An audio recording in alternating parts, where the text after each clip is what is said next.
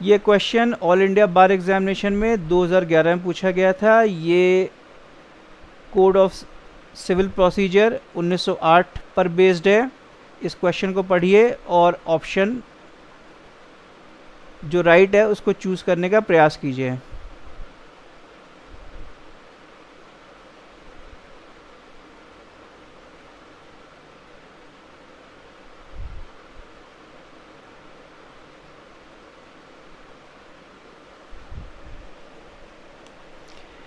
तो यहाँ पर बात आती है केविएट की। तो केविएट कौन फाइल करता है? केविएट बेसिकली एक व्यक्ति फाइल करता है under section 148A of the CP. तो इसमें मुद्दा सीधे से साफ साफ है कि भैया बंदा केविएट फाइल करके कोर्ट से यही कहता है कि भाई बिना उसकी बात सुने कोई भी एक्स पार्टे जजमेंट मत पास कर देना। तो यहाँ पर कोर्ट उस व्यक्ति के खिलाफ कोई भी ऑर्डर नहीं दे सकता है जिसने केविएट फाइल किया है, ठीक है, बिना उसकी बात को सुने या उसको नोटिफाई किए। मींस एक्स पार्टे जजमेंट नहीं दिया जा सकता है। तो बेसिकली केविएट क्या है? ये एक लीगल शील्ड है और ये प्रिवेंट करता है कोर्ट को सडन या वन साइडेड एंट्रीम ऑर्डर उस व्यक्ति के खिलाफ पास करने से रोक देता है कोर्ट को। तो बेसिकली ये जो केविएट है ना, लीगल शील्ड देता है किसको? केविएटर को, जिसने केविएट को फाइल किया है ना।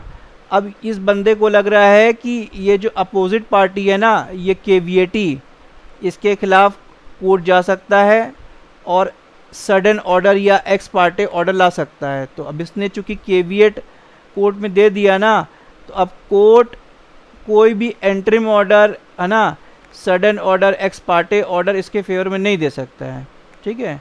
तो एक तरीके से इसको अब थोड़ा फ़ायदा मिल गया। पहला कोर्ट पहुंच गया तो फ़ायदा ले लिया।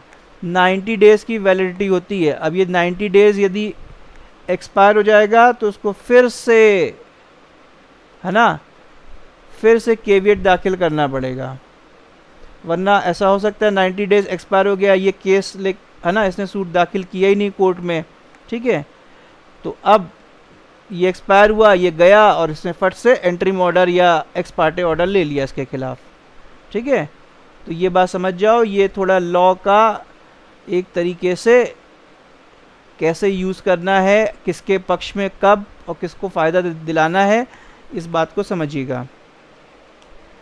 तो भाई ये मुद्दा जो है, court can take cognizance of matter without notice, यहाँ पर इसका कोई लेना देना नहीं है केविएट से, ठीक है।